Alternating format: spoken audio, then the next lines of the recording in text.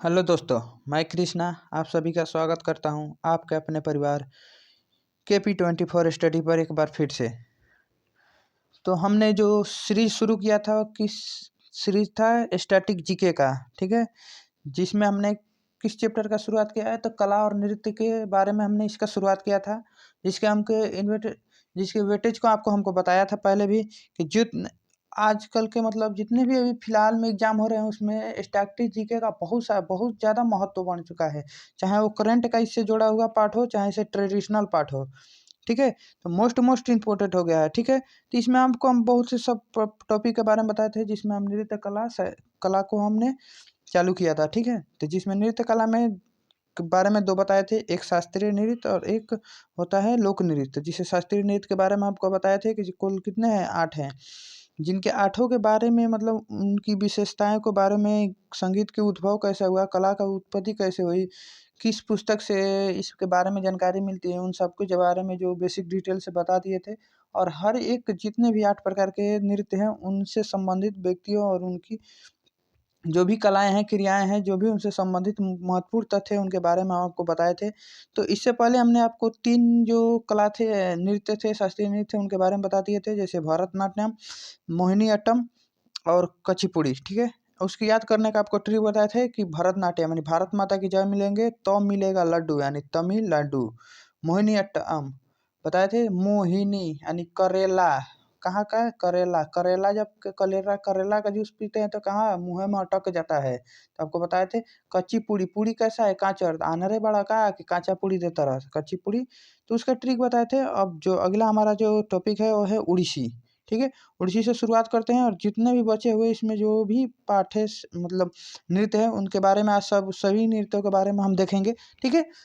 तो आपसे एक अनुरोध होगा कि अभी तक आपने हमारे चैनल को सब्सक्राइब नहीं किया तो प्लीज़ चैनल को सब्सक्राइब कर लें, क्योंकि ऐसे मतलब इम्पोर्टेंट टॉपिक वाइज वीडियो आपको यूट्यूब पर और कहीं नहीं मिलेगी, ठीक है। जो आपको एक बेसिक तरीके से हम आपको पढ़ाने की प्रयास कर रहे हैं, ठीक है। तो वीडियो को अच्छी लगी तो वीडियो को लाइक करें, क्योंकि लाइक देखिए भैया, लाइक और सब्सक्राइब करने का यूट्यूब आपको आपसे कोई चार्ज नहीं लेता है। उससे एक होता है कि हमें एक मोटिव मिलती है कि आप हमारे सपोर्ट के लिए खड़े हैं, तो हम आपके लिए नए-नए चीज़ों को नए-नए तरीकों से आपको रूबरू कराने का कोशिश करते हैं, ठीक है। तो चैनल को सब्सक्राइब और वीडियो का लाइक और कमेंट में अपना अनुभव ज़रूर बताएँ कि आपको वीडियो कैसी लगी है, ठीक है। तो चलिए शुरू करते हैं जो आज से। तो हमारा जो अगला जो नृत्य है वो कौन-सा है, उड़ीसी। उड़ीसी, तो इसका नाम ही है उड़ीसी। ये कहाँ से संबंधित है तो ये उड़ीसा से संबंधित है। नाम से ही आपको याद रखिएगा कि उड़ीसी नाम है, तो ये कहाँ से संबंधित है तो ये उड़ीसा से संबंधित है, ठीक है। इसके बारे में कुछ बातें बता देते हैं कि इसमें मुद्राएं और जो आसन होते हैं, इसमें जो मुद्रा और आसन होते हैं, जो मुद्रा यानी हाथ की मुद्राएं, मुँह चेहरे के भाव और इसके आसन जो होते हैं वो भरतनाट्यम के समान होते हैं। तो एग्जाम में डायरेक्ट क्वेश्चन पूछा हुआ है कि वो कौन सा नृत्य है जिसके आसन और मुद्राएं भरतनाट्यम के समान होती है, तो कौन सी नृत्य है तो वो उड़ीसी यानी जो भरतनाट्यम है उसी का रूबरू इसको बनाया गया है, उड़ीसी को बनाया गया है, ठीक है।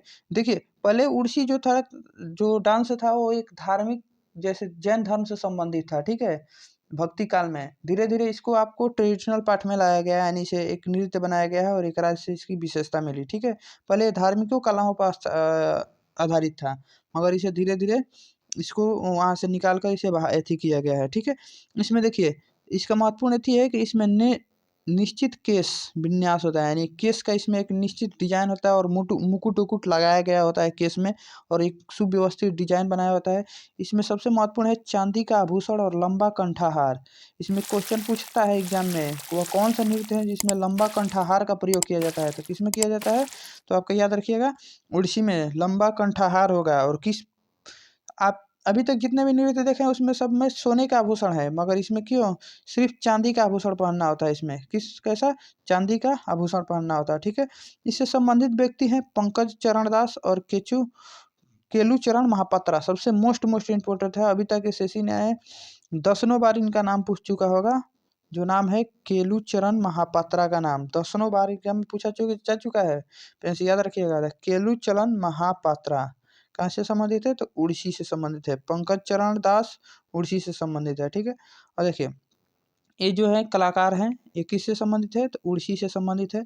चलिए इनके बाद इनसे देख लेते हैं इनके विन्यासों से। तो आप देख रहे होंगे कि भरतनाट्यम के समान। तो भरतनाट्यम में आपको बताया था कि भरतनाट्यम में भी चेहरे के भाव इम्पोर्टेंट है, और हस्तकलाएं और पैर कलाएं इसमें महत्वपूर्ण भूमिकाएं में रहती है, ठीक है। और इसमें एक और बात है, इसमें त्रिभंग मुद्रा का प्रयोग होता है, त्रिभंग मुद्रा।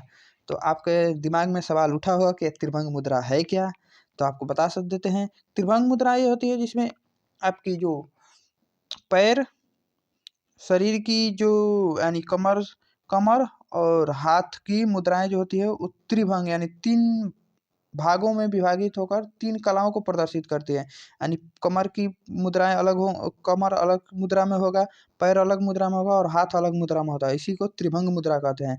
और इसमें कह बताए थे कि इसमें केस का एक समरूप विन्यास है, यानी देख लीजिए केस का एक विन्यास बनाया गया है और उसमें मुकुट का प्रयोग किया गया है। और यही है, पूछता है एग्जाम में कि सबसे लंबा कंठाहार किसमें प्रयोग किया जाता है, तो आपको ध्यान दीजिए इसमें लंबा कंठाहार का प्रयोग किया गया है। और इसमें देखिएगा तो इसके नृत्यांगना जो है इनके शरीर में आपको क्या मिलेगा, चांदी का आभूषण मिलेगा, ठीक है। तो याद रखिएगा चांदी का आभूषण का प्रयोग किया जाता है, ठीक है। अगला हमारा नृत्य है कथकली। तो आपको बताया था कि कली कहाँ खिलती है, तो केरल में। कली कहाँ खिलेगी, तो केरल में। तो इसको याद रखिएगा कहाँ इसका उत्पत्ति हुआ था, तो केरल में उत्पत्ति हुआ है, ठीक है।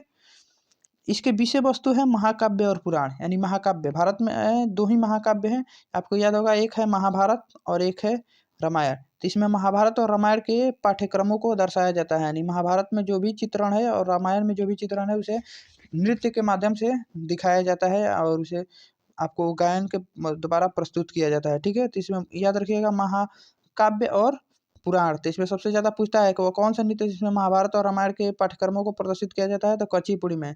इसका प्रायतः कैसे होता है, पुरुष मंडली ही करते हैं। कुचिपुड़ी का जो नृत्य है प्रायतः किसे, कौन से, तो याद रखिएगा कि एकमात्र जो नृत्य है जिसे सिर्फ पुरुष मंडली ही करता है तो कौन है, कुचिपुड़ी।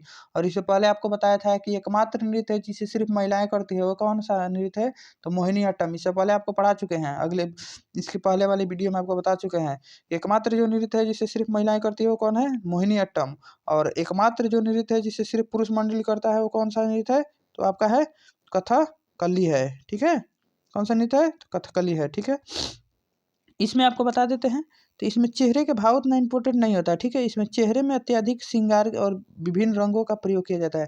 इसमें चेहरे में भाव इंपॉर्टेंट नहीं है, चेहरे पर बहुत सारे रंगों का प्रयोग किया जाता है। तो इसमें रंग पूछ लेता है कि कौन सा रंग किससे प्रसिद्ध है, एसएससी के लिए सबसे फेवरेट क्वेश्चन है, ये सब होते हैं। तो इसमें हरा रंग होता है किससे, सद्गुण का प्रतीक होता है। लाल रंग जो नाक के पास होता है वो राजसी गौरव का प्रतीक होता है। बगल में दोनों तरफ, नाक के बगल में दोनों तरफ लाल रंग का प्रयोग किया जाता है जो राजसी गौरव का प्रयोग होता है। काला, काला जानते हैं बुराई का भी प्रतीक है। और पीला जो रंग होता है वो संत और महिला का प्रतीक है, यानी जो पीला रंग, जो सब पीला रंग में लिपटा होगा वो क्या, महिलाओं को प्रदर्शित करेगा, ठीक है। तो ये हो जाएगा। इसमें देखिए, इसमें महत्वपूर्ण है कि इस पे सिर में क्या है, सिर पे टोपी का प्रयोग होता है और प्रकाश के लिए पीतल के दीपक का प्रयोग करते हैं। तो एग्जाम में अभी तक 2-4 बार पूछ चुका है एसएससी कि वो कौन सा नृत्य है जिसमें प्रकाश को उज्ज्वलित करने के लिए पीतल का प्रयोग करते हैं, तो किसमें करते हैं, कथकली। आप हो चाहे कोई भी हो, अगर एग्जाम देने बैठता है तो अगर पूछ लेगा कि कथकली में दीपक प्रज्वलित करने के लिए किस चीज़ का प्रयोग करते हैं, किस प्रकार के मतलब बर्तन का प्रयोग करते हैं, तो आपको ज़्यादातर दिमाग जाएगा मिट्टी के बर्तन को, मगर इसमें क्या है, पीतल का प्रयोग किया जाता है, ठीक है। कहाँ से कि भारत में सबसे ज़्यादा मिट्टी के सामान ही प्रयोग किए जाते हैं, ठीक है। और तो इससे संबंधित कलाकार देख लेते हैं, तो कलाकार हैं इसके संबंधित गोपीनाथ हैं, मुकुंद राजा हैं, संरक्षक थे, गीता गांगुली है और बीएन मेनन है। इसके पुनर्स्थापना किसने किया था, तो इसे बीएन मेनन ने पुनर्स्थापना किया था। और कोटकल शिवरमन, ठीक है। कौन है, कोटकल शिवरमन है, रीता गांगुली है, मुकुंद राजा है, गोपीनाथ हैं और बीएन मेनन है, ठीक है। ये 5 नाम हैं, इसे याद रखिएगा, ठीक है। चलिए आगे देखते हैं। ये देखिए यही है हमारे कथकली के नृत्यांग, ठीक है। इसमें आप चेहरे पे देख ले, चेहरे को देख सकते हैं। इसमें एक प्रमुख प्रकार, बहुत से चेहरे पर इसमें क्या किया गया है, पुताई किया गया है, ये उजला रंग है। इसमें एक टोपी का भी प्रयोग किया जाता है, आपको बताए थे। इसमें क्या है, एक सर पे टोपी का भी प्रयोग किया जाता है इसमें, ठीक है। चलिए अगला देखते हैं। अगला है हमारा है मणिपुरी, ठीक है। मणिपुरी सबसे प्रसिद्ध है क्योंकि ये मणिपुरी को रविन्द्रनाथ टैगोर ने इसे प्रोत्साहित किया था। रविन्द्रनाथ टैगोर को आपको याद होगा कि इन्होंने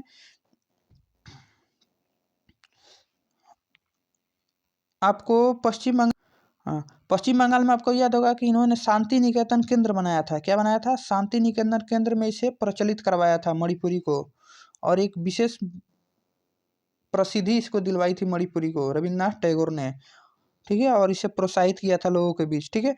इसमें देखिए जैसे हमारे यहाँ यूपी बिहार में आप लोग देखे होंगे कि रासलीला होता है। रासलीला एक ऐसा नृत्य है जिसमें हर एक पात्र का भूमिका सिर्फ पुरुष मंडली ही निभाता है, चाहे वो कृष्ण हो, चाहे वो राधा हो, चाहे गोपियों का भी कोई भी प्रकार का जो उसमें अथी होता है, माने जो चित्रण होता है वो हमेशा पुरुष मंडली ही उसके प्रस्तुत करते हैं, ठीक है। जो भी रोल होगा उसमें उस नृत्यांगना में किसका प्रस्तुति करते हैं, तो हमेशा पुरुष मंडली ही करते हैं। मगर सेम टू सेम रासलीला का ही इसमें पाठ प्रसंग किया जाता है मणिपुरी में। रासलीला का जो पाठ प्रसंग होता है कृष्ण भगवान के बारे में, गोपियों उनके प्रेम कथाओं के, सेम टू सेम उसी का प्रयोग सेम वही प्रयोग किया जाता है। मगर इसमें अंतर सिर्फ ये है कि जितने भी, यानी इसमें जो पुरुष का रोल है वो पुरुष करता है, जो महिला का रोल है वो महिलाएं करती हैं, ठीक है। तो जो इसमें कृष्ण बनेंगे वो पुरुष होंगे, और जो गोपी और राधाएं बनेंगे वो महिलाएं होंगी। और हमारे यहाँ जो रासलीला होता है उसमें क्या है, तो जितने भी कलाकार हैं, चाहे जितने भी रोल हैं, वो कौन करता है, हमेशा पुरुष मंडली ही करती है। तो इसमें दो यही बेसिक अंतर है। मगर जो भी इसमें पाठ कार्यक्रम हमारे यहाँ रासलीला में होता है सेम टू सेम वही मणिपुरी में होता है, ठीक है। तो इसमें देखिए इसके बारे में जानकारी ले लेते हैं। तो इसमें चेहरे पे एक पतला घूंघट होता है, चेहरे पे एक पतला घूंघट का प्रयोग किया जाता है। तो इसमें चेहरे का भाव उतना महत्वपूर्ण नहीं होता है, ठीक है। ढका हुआ चेहरे की अभिव्यक्ति की महत्व नहीं है, इसमें चेहरे के अभिव्यक्ति का महत्व नहीं है। इसमें केंद्र में कृष्ण भगवान होते हैं, यानी केंद्र में कृष्ण भगवान को रखा जाता है, ठीक है। और जयदेव और चंडीदास के रचनाओं का गायन किया जाता है, यानी जयदेव। गीत गोविंद की रचना किसने किया था? अभी तक परीक्षा में एसएससी के लगभग 10-15 बार इसे पूछ दिया है कि गीत गोविंद की रचना किसने किया था। गीत गोविंद पुस्तक की रचना किसने किया है? तो जयदेव ने किया है, ठीक है। इसी गीत गोविंद की पाठ्यक्रम यानी गायनों को इसमें प्रस्तुत किया जाता है, ठीक है, यानी गाया जाता है। जो गीत गोविंद में जितने भी गायन है उन्हीं सभी को इसमें क्या किया जाता है, गाया जाता है, ठीक है, जयदेव की और चंडीदास की रचनाओं को, ठीक है। रविन्द्रनाथ टैगोर ने इसी नृत्य को प्रोत्साहित किया था। तो आपको बताया था कि शांति निकेतन केंद्र में जो रविन्द्रनाथ टैगोर ने बनाया था उसमें इस नृत्य को प्रोत्साहित किया था, ठीक है। और इसे एक वैश्विक पहचान दिलवाई थी। किसने? रविन्द्रनाथ टैगोर ने मणिपुरी को। तो पूछ लेता है कि रविन्द्रनाथ टैगोर ने किस नृत्य को संरक्षित किया था, तो मणिपुरी को किया था, ठीक है। इससे संबंधित व्यक्ति जो है, मणिपुरी से संबंधित व्यक्ति जो है वो है रविन्द्रनाथ टैगोर, गुरु बिपिन सिंह, रंजना, दर्शना और राजा भागचंद्र। राजा भागचंद्र याद रखिएगा, वो दक्षिण भारत के राजा हैं। अरे पूर्वोत्तर के राजा हैं राजा भागचंद्र, ठीक है। इन्होंने क्या किया था, मणिपुर को संरक्षित किया था, यानी संरक्षक दिया था। रविन्द्रनाथ टैगोर ने इसे प्रोत्साहित किया था। तो याद हो जाएगा आपका गुरु बिपिन सिंह, याद ही हो जाएगा मणिपुरी से गुरु बिपिन सिंह और राजा भाग सिंह चंद्र, और रंजना और दर्शना याद हो जाएगा आपको, मणिपुरी से संबंधित है दोनों, ठीक है। चलिए अगला नृत्य है हमारा कथक। कथक के बारे में जान लीजिए कि कथक एकमात्र लोक नृत्य है जो उत्तर भारत का एकमात्र लोक नृत्य है। नहीं तो अभी तक आपने जितना भी देखा हो सब दक्षिण भारत का लोक नृत्य है, ठीक है। अरे शास्त्रीय नृत्य है, लोक नृत्य कर रहे हैं आपको। अभी तक जितने भी हम नृत्य देखे हैं वो सब कहाँ का है, तो जितने भी नृत्य है अभी तक सब कहाँ के हैं, तो दक्षिण भारत के लोक नृत्य है। और कथक एकमात्र ऐसा लोक नृत्य है जो हमारा कहाँ का है, उत्तर भारत का लोक नृत्य है, यानी यूपी बिहार में इसका प्रचलन है। तो इसको याद करने के लिए हम आपको एक ट्रिक बताए थे, याद होगा आपको, क्या बताए थे कि बिहार यूपी के लोग सबसे ज्यादा क्या खाते हैं, पान, और पान में क्या लगाते हैं, कत्था। तो याद रखिएगा कत्था जब आएगा, कत्था तो पान से याद रखिएगा कि कौन सा पान प्रसिद्ध है हमारे यहाँ, तो बनारसी पान प्रसिद्ध है। बनारस के खाके पान बनारस वाला, तो कौन सा पान प्रसिद्ध है, तो बनारसी पान प्रसिद्ध है। तो बनारस कहाँ पर है, तो उत्तर प्रदेश में है। इतना तो दिमाग में अटैच करेगा नो कि बनारस कहाँ पे है, तो उत्तर प्रदेश में है। तो कथा कहाँ लगाते हैं, पान में, और पान कहाँ मिलता है, बनारस, और बनारस कहाँ है, उत्तर प्रदेश। तो याद रखिएगा कथा कहाँ से संबंधित है, तो उत्तर प्रदेश यानी उत्तर भारत से संबंधित है। बिहार यूपी में सबसे ज्यादा पान खाया जाता है, तो कहाँ संबंधित है, बिहार यूपी से संबंधित है कथक। याद हो जाएगा आपको, तो याद रहेगा, ठीक है। इसे पूरे उत्तर भारत में का शास्त्रीय नृत्य है ये, पूरे उत्तर भारत का, जितने यूपी बिहार हो गया, मध्य प्रदेश हो गया, आपका झारखंड हो गया, चाहे दिल्ली संबंधित, राजस्थान उधर हो गया, सब से संबंधित है, ठीक है। इसे मुस्लिम काल यानी मुगल दरबार है, आपको मुस्लिम काल आपने पढ़ा होगा हिस्ट्री में, आप जानते होंगे कि मुगल काल, ठीक है। मुगल कहानी यानी अकबर का जो काल था उस समय से एक दरबारी, इसका एक शाखा यानी कथक का जो एक शाखा दरबारी नृत्य में भी बदल गया था, दरबारी नृत्य में, मगर इसे थोड़ा सा हट कर होता था, जिसे मुगल शासकों थे, मुस्लिम शासक बहुत ही इसे इंजॉय करते थे, ठीक है। तो एक अलग पार्ट हो जाता था। तो इसमें पूछ लेता है कि वो कौन सा नृत्य है जो मुगल मुगल यानी यानी मुगल कालीन दरबार में प्रचलित था। तो है कथक का एक शाखा है, कथक का ही एक शाखा था, जिसे कहाँ किया गया था, मुगल दरबार में प्रचलित किया गया था, ठीक है। चलिए आगे इसके बारे में कुछ देखते हैं। तो आपको देख लीजिए, चित्र आपको दिखा देते हैं। ये जो है ये आपको किससे संबंधित है, तो आपके मणिपुरी से संबंधित है। आपको अभी बताया था मणिपुरी में आपको बताया गया था हमने कि बीच में क्या होते हैं, कृष्ण भगवान होते हैं, ठीक है। और साइड साइड इसमें क्या होती हैं, गोपियाँ होती है। और एक क्या है, एक रासलीला का इसमें प्रसंग चलता है। क्या चलता है, तो रासलीला का इसमें प्रसंग चलता है, रासलीला का प्रसंग चलता है, ठीक है। अगला है हमारा कथक, कथक, ठीक है।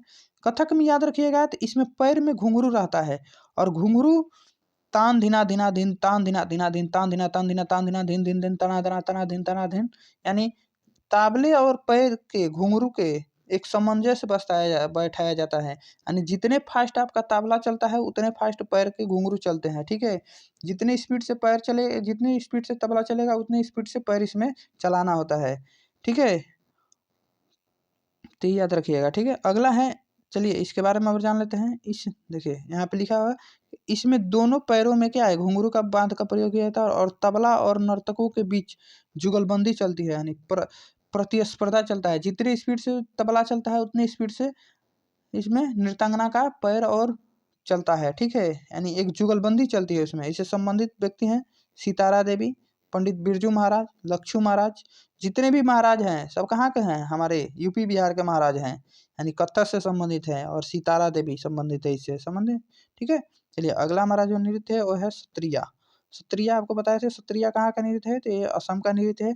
कहाँ का, सत्र, सत्र सत्रिया में सत्र का अर्थ होता है वैष्णो मठ, यानी ये कहाँ से संबंधित है, भक्ति आंदोलन से संबंधित है। भक्ति आंदोलन में किसे, तो वैष्णो मठ से संबंधित है, ठीक है। इसमें विष्णु भगवान के पारंपरिक कहानियों को दर्शाया जाता है, यानी विष्णु भगवान के जो नौ जितने भी अवतारे हैं उनके बारे में, उनके पौराणिक कहानियों के बारे में इसमें बताया जाता है। इससे पुरुष और महिला दोनों कमर पट्टी का प्रयोग करते हैं। तो इसमें देखिए बता देते हैं, सत्रिया, सत्रिया में जो पुरुष होते हैं वहाँ जो असम के पारंपरिक ड्रेस यानी धोती और पगड़ी में रहते हैं, इसमें एक कमर पट्टी का प्रयोग किया जाता है। और जो महिला होती है वहाँ जहाँ असम के पारंपरिक जो ड्रेस है, असम का जो भी पारंपरिक ड्रेस है उसमें महिला प्रस्तुति करती है, और हम महिला के भी कमर में कमर पट्टी बना होता है, और पुरुष के कमर में भी कमर पट्टी। पुरुष इसमें ये होता है कि पुरुष धोती और टोपी खाली पहनता है, और महिला भी टोपी पहनती है और कमर पट्टी। और जो असम के पारंपरिक ड्रेस है उसी में इसे प्रचलित किया जाता है, ठीक है। तो यहाँ लिखा है कि पुरुष धोती में पगड़ी में, और महिलाएं असम के पारंपरिक ड्रेस धारण करती है, और कमर में एक कमर पट्टी बनी होती है, ठीक है। और ये किससे संबंधित है, विष्णु मत से संबंधित है, ठीक है।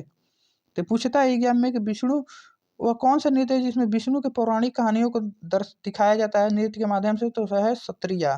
संबंधित व्यक्ति हैं शंकरदेव, जो 15वीं शताब्दी में से प्रचलित किए थे, यानी भक्ति आंदोलन के टाइम में से प्रचलित किया था शंकरदेव ने, ठीक है। शंकराचार्य हैं वो अलग हैं, शंकरदेव अलग हैं, वो असम के हैं, ठीक है। इसमें देखिए ये रहा आपको असम का एक पारंपरिक ड्रेस है। इसमें सर पर मुकुट में आपको देखने को मिलेगा, और एक कमर में एक बड़ी कमर पट्टी दिख रही है आपको। और यह है असम का एक पारंपरिक ड्रेस है, ठीक है। ये क्या है, असम का एक पारंपरिक ड्रेस है, ठीक है। तो असम में पारंपरिक ड्रेस का इसमें प्रयोग किया जाता है, ठीक है। भारत, अब देखिए यहाँ बता देते हैं, देखिए भारत सरकार के संस्कृति मंत्रालय द्वारा कुल 9 शास्त्रीय नृत्यों को मान्यता दी गई है। देखिए एक ललित कला एकेडमी है, ठीक है। ललित कला एकेडमी द्वारा कुल कितने नृत्यों को शास्त्रीय नृत्य के बारे में रखा गया है, तो उसमें कुल 8 नृत्यों को रखा गया है, ठीक है। और भारत का जो संस्कृति मंत्रालय है वो कितने का आता है, तो 9, उसने कितने का है, तो 9 शास्त्रीय नृत्य है। 9वां जो नृत्य है वो कौन सा है, छऊ है, ठीक है। इसने 9 नृत्यों के बारे में बताया था है, और जो ललित कला एकेडमी है वो 8 नृत्यों को। तो हम किसे मानते हैं, तो ललित कला एकेडमी के जो एथी है मतलब जो भी उसका बताया है उसी को हम मानते हैं, तो हम कितने गिनते हैं 8 है, और नौवा के रूप में हमने 9 को छऊ रखा है। यानी ऐसे भी याद होगा कि नौवा कौन है, तो छऊ है, नौ छऊ। अगर पूछ दे कि शास्त्रीय नृत्य की शैली में नौवे नृत्य के रूप में किसे जाना जाता है, तो नौ को छऊ से याद रखिएगा, ठीक है। छऊ का अर्थ होता है छाया या परछाई, ठीक है। यह मुखौटा नृत्य का एक प्रकार है। इसमें शक्तिशाली युद्ध के नृत्य द्वारा प्रदर्शित किया जाता है, ठीक है। इसमें कैसे प्रदर्शित किया जाता है, तो छऊ, देखिए छऊ यानी छऊ का अर्थ होता है छाया यानी परछाई, ठीक है। इसमें मुखौटे का प्रयोग किया जाता है, ठीक है। और इसमें एक शक्तिशाली अपने शक्तियों को प्रदर्शित किया जाता है, यानी जिसमें जो भी इसमें कला की जाती है, चाहे जो भी देवी देवता है, चाहे किसी भी प्रकार की इसमें जो भी व्यक्तियों की इसमें पाठ्यक्रम को दर्शाया जाता है, उसमें उसके युद्ध कला को बारे में दर्शाया जाता है। जैसे माँ दुर्गा के आपने बारे में सुना होगा, महिषासुर के वध किए थे, उस कला को दर्शाना होता है, तो युद्ध के माध्यम से इसे प्रदर्शित किया जाता है। एकमात्र ऐसा नृत्य है जिसे युद्ध के माध्यम से प्रदर्शित किया जाता है। अभी तक जितने भी आपको हम बताए थे सब एक शांत भाव के रूप में प्रदर्शित होते हैं, मगर जो छऊ है वो एक युद्ध कला के रूप में इसे प्रदर्शित, यानी बल और बलवान के रूप में इसे प्रदर्शित किया जाता है। और इसमें कलाकार का आप चेहरा नहीं देख सकते, कलाकार के चेहरे पर एक मुखौटा, विशेष प्रकार के मुखौटा का प्रयोग किया जाता है। और जो ये मुखौटा है वो कहाँ पर बनता है, तो मुखौटा इसका प्रमुख केंद्र कहाँ पे है, तो पश्चिम बंगाल में बनता है। पूछता है कि छऊ में जो मुखौटा का प्रयोग किया जाता है वो कहाँ पे बनता है, तो पश्चिम बंगाल में बनता है। कहाँ पे, पश्चिम बंगाल में इसका केंद्र है, ठीक है, मुखौटा बनने का। और जो भी व्यक्ति के चलचित्र के बारे में दर्शाना होता है, उस व्यक्ति के चलचित्र में जितने भी पात्र इम्पोर्टेंट होते हैं उन सभी का मुखौटा तैयार किया जाता है, और उन सभी के अलग अलग मुखौटे को पहनकर इसमें युद्ध कला के माध्यम से इसे प्रदर्शित किया जाता है छऊ को, ठीक है। देखिए छऊ का प्रचलन 3 राज्यों में है, एक है उड़ीसा, ठीक है, उड़ीसा में प्रचलित है, झारखंड में और पश्चिम बंगाल में, ठीक है। तो इसमें पूछ देता है कि उड़ीसा में छऊ को किस नाम से जाना जाता है, तो उड़ीसा में छऊ को मयूरभंज छऊ के नाम से जाना जाता है। झारखंड में छऊ को सरायकेला छऊ के नाम से जाना जाता है, और पश्चिम बंगाल में पुरुलिया छऊ के नाम से जाना जाता है, ठीक है। और देखिए जो मयूरभंज छऊ है यानी उड़ीसा में, इसमें मुखौटा का प्रयोग नहीं किया जाता है, यानी सिंपल ही उसमें प्रदर्शित किया जाता है। और जो सरायकेला छऊ है और पुरुलिया छऊ जो पश्चिम बंगाल और झारखंड में जो छऊ का प्रदर्शन किया जाता है, इसमें मुखौटा का प्रयोग किया जाता है, ठीक है। और ये छऊ इतना प्रसिद्ध डांस हुआ कि इसने यूनेस्को ने इसे अपने अमूर्त सांस्कृतिक विरासत में इसे शामिल कर लिया। कब, 2010 में इसे शामिल किया था, अमूर्त विरासत संस्कृति विरासत में सूची में इसे शामिल किया गया है। इसी को देखते हुए संस्कृति मंत्रालय ने इसे नौवा शास्त्रीय नृत्य को शैली में रखा है, ठीक है। तो ये आपको याद रहेगा, ठीक है। पूछ देता है कि यूनेस्को ने किसे अमूर्त विरासत संधि में शामिल किया है, वो कौन सा नृत्य है, तो छऊ है, ठीक है। याद रहेगा ना। चलिए हमारा जो जितने आपको 8 प्रकार के जो भी नृत्य थे उनके बारे में आपको हम डिटेल्स में पढ़ा दिए, और एक नौवा नृत्य के बारे में आपको भी बता दिए, जो आपको बहुत सारे किताबों में दिया होता है कि नौवा नृत्य हम संस्कृति मंत्रालय द्वारा नौवा नृत्य जो है छऊ, उसके भी बारे में आपको बता दिए। अगर आपको वीडियो अच्छी लगी हो तो वीडियो को लाइक, चैनल को सब्सक्राइब जरूर करें, ठीक है। और इस वीडियो का अगर इसका आप PDF प्राप्त करना चाहते हैं तो हमारा एक टेलीग्राम चैनल है KP24 स्टडी के नाम से है, स्टडी के नाम से है चैनल हमारा, उससे आप जुड़ सकते हैं, और जुड़कर वहाँ से आप इस वीडियो का PDF प्राप्त कर सकते हैं, ठीक है। और इसे 2 से 3 बार आप पढ़िएगा, हर एक चीज़ आपको याद हो जाएगा।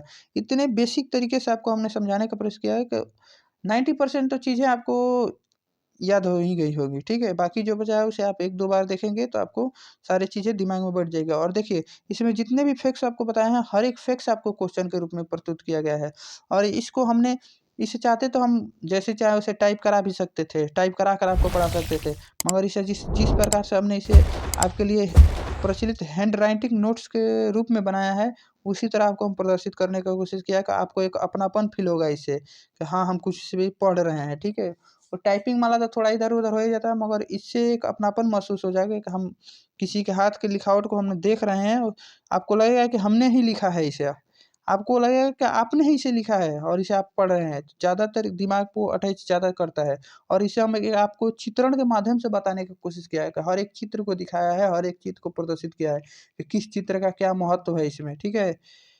तो उससे भी आपको एक माइंड को अटैच होता है, ठीक है। चलिए फिर मिलते हैं आपसे नेक्स्ट वीडियो में। और आपसे एक गुजारिश है कि आप चैनल को सब्सक्राइब जरूर करें, क्या है कि भाई चैनल को सब्सक्राइब करने के लिए आपको कोई भी चार्ज नहीं देना होता है, ना आपसे यूट्यूब चार्ज मांगता है, ना हम आपसे कोई चार्ज मांग रहे हैं। आप सब एक प्यार है जो हम आपसे मांग रहे हैं, तो आप इस छोटे भाई पर थोड़ा एक प्यार बरसाने का कष्ट जरूर करें, ठीक है। फिर मिलते हैं नेक्स्ट वीडियो में, तब तक के लिए जय हिंद।